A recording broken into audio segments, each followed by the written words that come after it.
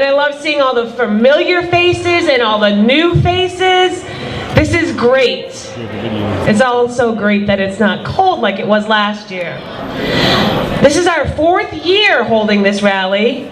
It was planned back in January, but the unfortunate timing has once again seeing all law-abiding citizens be blamed for the actions of a psychopathic murderer.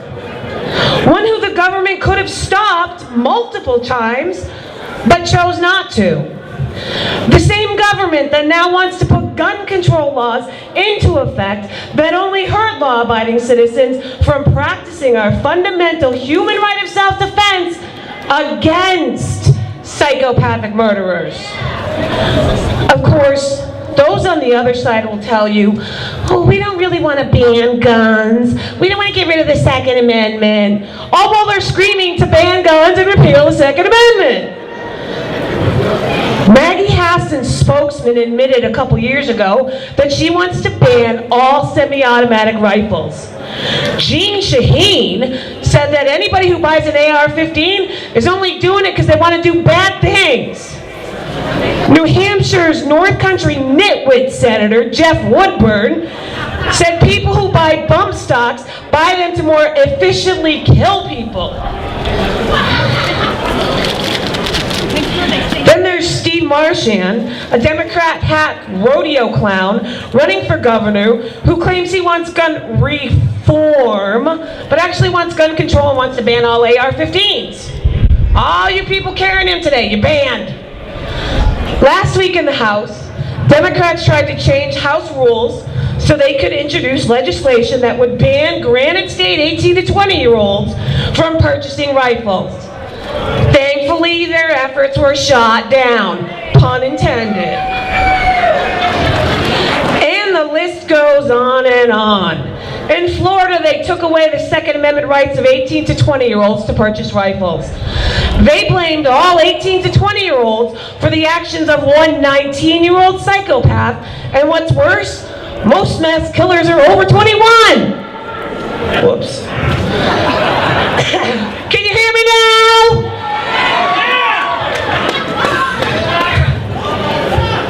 So, this ban doesn't even affect those people. But guess what? Most people didn't blink an eye. Why? Because this doesn't affect anybody who's over 21, anybody who's over 20. This is a problem. When you remain silent as the government erodes the rights of one group, you must remember they will eventually come for your group's rights. This is historically how it works everywhere around the world. It is not history that's worth repeating. Silence is complicity. Why do you think the antis, after any horrific event, instantly dip their hands in the blood of dead children to point them at all law-abiding gun owners? They certainly don't care about the safety of children. If they did, they wouldn't leave them as sitting ducks in gun-free zones. We have armed guards at banks, courthouses, state houses, and Congress, but not to protect our most precious citizens? Over 98% of shootings happen in gun-free zones. Why in the hell are we continuing to allow our children to be in these places? Right. Sorry, I've been sick. Thousands of children die in car accidents every year, yet no one is clamoring to take the privilege of driving a 3,000-pound vehicle away from teenagers. Gun control addicts don't care about gun safety, they care about control. And that's why they blame all of us for the actions of psychopaths who they enable by putting gun control laws into place like gun-free zones. Last night, I happened upon a meme by a wonderful Second Amendment activist named Oleg Volk. Not only is he an activist, but he's one hell of an amazing photographer, and he uses his skills to spread messages, pro-Second Amendment messages. This is the one I found last night. Collective responsibility is a fascist concept.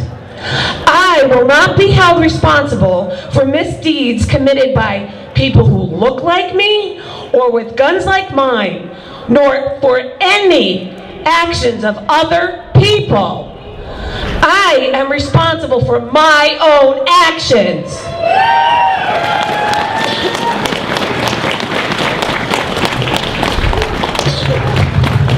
Last year at this same rally, we celebrated victory for finally having a governor who signed constitutional carry into law. Woo! Sorry, I can't even do that.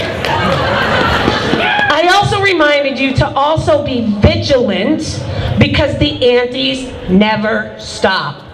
And true to form, they tried to push more gun control legislation this year. Their efforts, as always, were thwarted. Now, though, more than ever, we must be vigilant. Thank you. I'm almost done. We can't be weary. Many of you know that I fled Massachusetts because one day I woke up and wanted to protect myself and found out that my Second Amendment rights were mostly gone. They slowly chipped away at those rights in the name of safety and compromise until there were almost none left. They compromised my Second Amendment rights and my safety.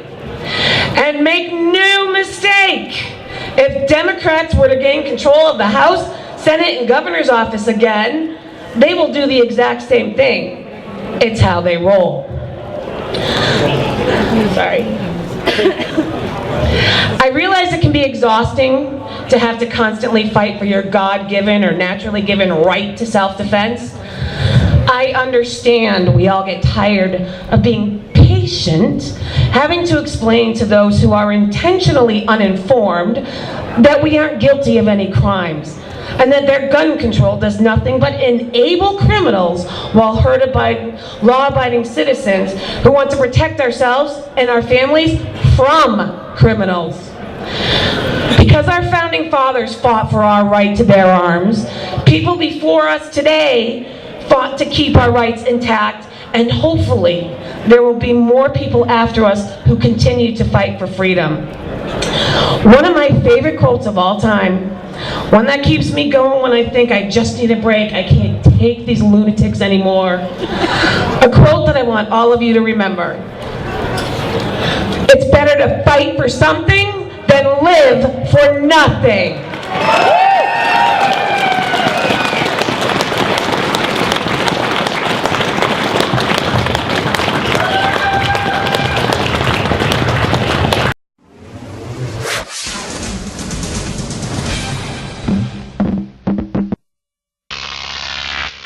Croc TV.